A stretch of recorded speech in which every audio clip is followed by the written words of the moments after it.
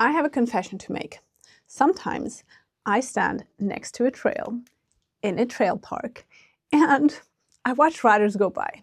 And in my head, I'm checking one thing mainly. Are they riding the bike or is the bike riding them? And year by year, I swear, the number of riders who are passengers has immensely gone up. And these are not beginners. I'm talking riders who've been riding for 10, 15, some even for 20 years. And honestly, way more than half of the riders passing by look like they're just hanging on. And here's the really weird part. When I start talking to them on the lift or at the parking lot, and I ask them, hey, have you ever taken skills clinics or camps? A lot of them actually say, yeah, of course. And some even say, yeah, I've taken several. So let that sink in. They've been riding for years, sometimes even decades, and they've taken clinics, and yet they're still not in control when the terrain gets too techy. Why is that? Well, today I'll show you why. And it's not talent, and it's definitely not the bike. It's neuroscience. Because most riders, and maybe you too, get stuck in stage 1 of neuroplasticity, and they never reach stage 2 or stage 3. And those are the stages where your brain actually locks skills in a way that actually holds up on real trails. So here's the thing. Most clinics and many tutorials, they create a performance boost in the moment. So you ride better in that moment. You feel more capable, and sometimes you even clear something you've been avoiding for years. For example, during that clinic or after having that aha moment through a tutorial even. So no, I am not saying that clinics and tutorials are useless, not at all. They're actually amazing because they give you the spark. They can give you a new idea, a new cue, an aha moment, and yes, you are likely to improve your performance through them. But performance is not the same thing as learning. Performance is what you can do when everything is set up perfectly, like when you've got a coach by your side, and when you're focused, or when the feature is pre-scoped, and the vibe is good. And then you execute a skill, maybe even for the first time, and you get some kudos. And it feels great. Learning, on the other hand, is what stays. It's there when you're tired, when the trail is slippery, when the line isn't obvious, and maybe when your friends are waiting down the trail, or when fear shows up. Learning is repeatedly and reliably there. So if you've ever thought, why did it work in the clinic, but I fall into bad habits again on the trails I ride usually, or I already know what to do, but my body just won't do it, well, that's not you being broken. It's actually your brain doing exactly what it's designed to do. Because your brain has a very, very simple rule. I only wire in what you repeat, not what you understand, not what you experienced once. I wire in what you repeat often enough the same way. And that's where neuroplasticity comes in. Neuroplasticity just means your brain and your nervous system can change they're plastic. They can change based on what you do often enough. And it happens in 3 stages, as I mentioned at the beginning of this video. Don't worry, I'll keep it very simple. Stage 1 is your brain gets a chemical spark. You understand it and you feel it. Stage 2 is the skill gets physically wired. And stage 3 is it becomes automatic. And this means it holds up under pressure. So I'm going to walk you through these stages. Let's start with stage 1. Because this is sadly where most riders stop. Stage 1 is what happens when something clicks, when you get a good explanation, when you do a few reps, when it works for the first time and your brain goes, nice, I got this. And it feels super rewarding. Don't get me wrong. And that reward isn't just emotional, it is chemical in your brain. So what happens is that neurotransmitters like dopamine and acetylcholine help your brain pay attention, and they tag that moment as important. That's why you can leave a clinic, for example, or a tutorial, feeling like, finally, I fixed it. And trust me, I spent over 10 years teaching clinics, and even I as a coach thought, wow, I fixed it. But stage 1 is fragile, and I didn't know that back then. It's like you walk through a new path in the forest, and you walk through it once, and you can still see it today, but if you don't walk it again, it disappears. And that's pretty much what happens in your brain as the performance fades. Because stage 1 is the spark. It's literally chemicals flooding your brain and connecting synapses for the first time, which is why something suddenly works. But it is not the wiring. So next comes stage 2. And this is where real lasting progress actually starts. And honestly, where most riders accidentally drop the ball. Stage 2 is structural, meaning your brain now starts to build lasting connections. And the only way that happens is through 2 things. That is repetition and recovery. Let me unpack those because it's not just doing them, it's doing them correctly that matters. So repetition is not just random riding. And then, let's say, trying a new skill once on a 2-kilometer or 2-mile trail. Repetition means deliberate reps. One specific thing over and over in a place where the consequences are low. So your brain stays in learning mode. Because here's the part most riders do not understand. Distraction, fear, hurrying, and multitasking, all of those, they block learning. And not because you're mentally weak, because these are high states of arousal, and they change how your brain allocates resources. So let's just call high arousal stress to make it easy. And you can think of stress triggering a bouncer at the door of a nightclub called learning.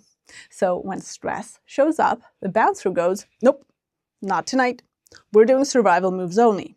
So what that means in plain English is when your stress spikes, your nervous system, it shifts priority toward threat systems. The parts that help you react fast, and it shifts its attention and its resources away from the prefrontal cortex, for example. That's the part of your brain you need for focused attention, for decision making, and for motor movement refinement. So yes, your brain's energy budget changes.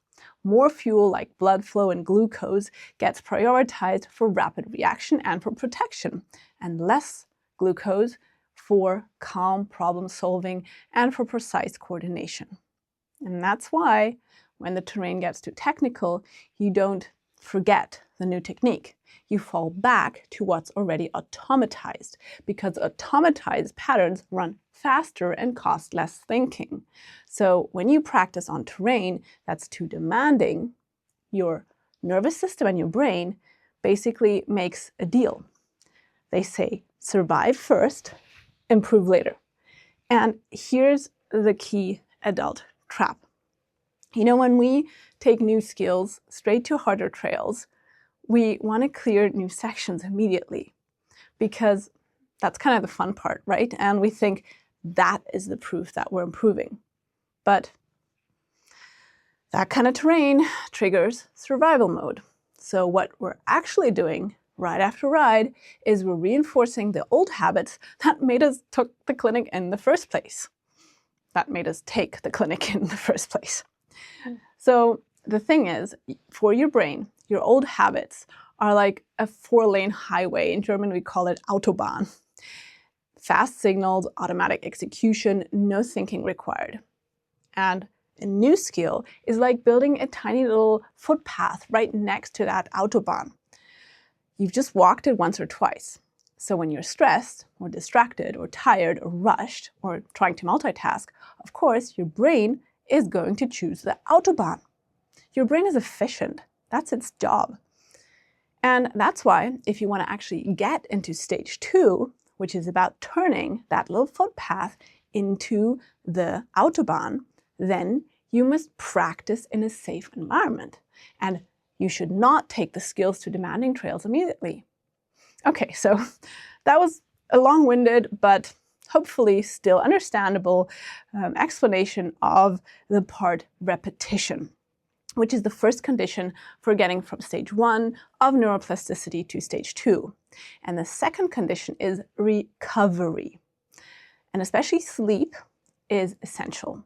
And this is the part most riders who rely primarily on single-day skills clinics don't want to hear, and I didn't want to hear back then either, but it's the truth. Your brain does not fully save a skill while you're doing it. A very big part of consolidation happens afterwards, especially during sleep. Sleep is when your brain basically goes, okay, what did we repeat often enough? What's worth keeping? What can we forget? So if you do a clinic on Saturday and feel amazing, and then don't touch those movements for like another 2 weeks, your brain goes, all right, cool story, but not important.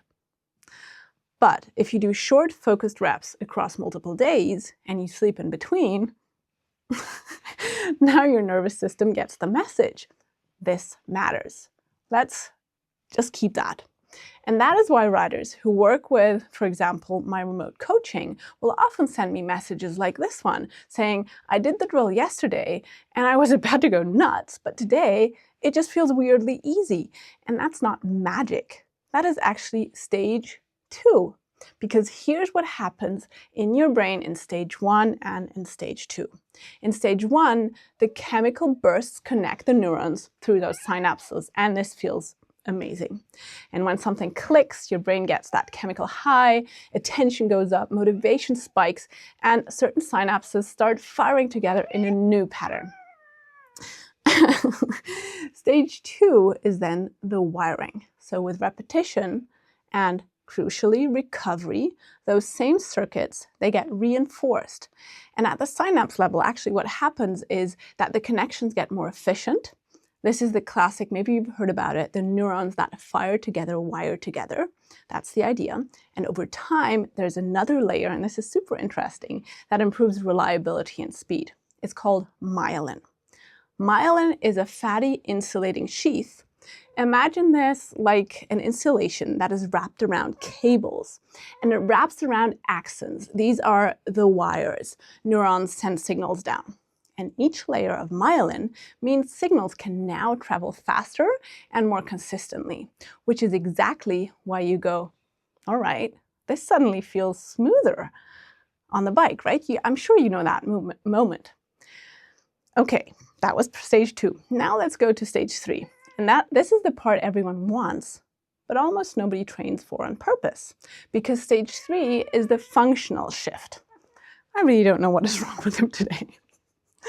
That is, stage 3 is actually when the skill becomes automatic and available. And even when things get super messy, super steep, slippery, you name it, that's when skills hold up. That is stage 3. This is the difference between I know what I need to do, but everything just happens too fast on a trail, and that, whoa, did I just clear that section I'd been walking for like years? Because on real trails, you don't get time to think. So if you still have to run a checklist in your head, like, okay, elbows, look there, break there, well, that's stage 1 and stage 2. And stage 3 is when your brain has repeated the movement enough, with enough rest in between, that it gets handed off to deeper and faster systems. It's a structural change in your brain. So instead of your conscious brain driving this, now the movement runs through automatic and deeper circuits, the ones that can handle timing, coordination, and stability without you micromanaging it. And that is why really, really excellent riders, they look super calm, not because they're fearless, because their brain isn't searching for instructions. It's executing a pattern that's already deeply, deeply wired. And in early learning, you need a lot of that prefrontal cortex, logical, conscious thinking. And you may use self-talk, like, what do I do with my feet, my brakes, my body? And in stage 3, the brain shifts control towards the basal ganglia and the cerebellum, which are parts of your brain, and for example, also trained motor cortex networks. And in these networks, skills run faster with less conscious effort. And here's the super uncomfortable truth. A lot of riders have been riding for 10 or 20 years, but they've been repeating the same compensation patterns for 10 or 20 years because practice makes stuff stick. But their practice made the stuff stick they didn't want to make stick. These riders didn't automatize the patterns for control, they automatized survival patterns. These are stiff arms, panic braking, freezing, leaning back, looking down, and that's why they are the passengers even after decades, because your brain will automatize whatever you repeat most. So how do you get from stage 2 to stage 3 with the skills you actually want? Well, after, in stage 1, sessioning and repeating clean patterns, you do one simple thing. You take a skill that is solid in a safe zone, and then you progressively add pressure. Not all at once, not just send it. And I'm sorry, those telling you just send it, or those telling you they can teach you to jump in 2 or 3 hours, they just do not know how the brain works. So yes, you do need to add those steps progressively. And this pressure can be a little more speed, a little more steepness, a rougher surface, a tighter turn, a slightly more complex line, and you only increase one single variable at a time. And that's precisely why my long-term structured remote coaching has helped many riders make faster real-world progress than what I often see from single or even multi-day clinics. Not because in-person coaching is bad, but because lasting change needs what clinics usually cannot provide in that short time frame. Repetition, recovery, and progressive challenge in a safe environment with sleep in between, with progressive drills built for the adult brain, where you stay out of the full threat mode and you teach your brain to run the skills reliably where it actually matters, on real trails with real surprises. So if you want to try this approach with my free Trackstand course, then check the link below. It is free. And here is a summary of the 3 steps of neuroplasticity that actually make control skills stick. Stage 1, the spark. You understand it, you feel it, you get that clinic or tutorial high. Stage 2 is the build. The tiny footpath becomes a real autobahn. And how? Through deliberate reps and recovery. And stage 3 is trail proofing. The skill becomes automatic and stable under pressure because you gradually refine it with more speed, steeper terrain, rougher surfaces, one variable at a time. And now you can see the real limitation of the classic clinic model. It often gives you stage 1. And that's the reason why I do not give single-day skills clinic. Maybe they give you a taste of stage 2 too, but it cannot give you the weeks of repetition, sleep, feedback, and progression you need for stage 3. So if you want to stop collecting tips and start building skills that actually stick, practice the right patterns in a safe environment, stop confusing temporary performance with actual learning, and please do not expect sparks to turn into structural shifts in your brain within hours, and not if you're always riding in survival mode. You need learning mode. Enough of that. Want the easy way to rewire your brain? Then as I said, let's work together. You can actually do that with me by clicking below. And next time you leave a clinic feeling like a superhero, enjoy it. Seriously, just remember it is the spark. Take the shovel, build your highway, the Autobahn. Now you know, well, you hopefully know how. The skill only becomes automatic when you build that Autobahn, one practice session at a time. Thanks for staying till the end. I'm Roxy. Goodbye.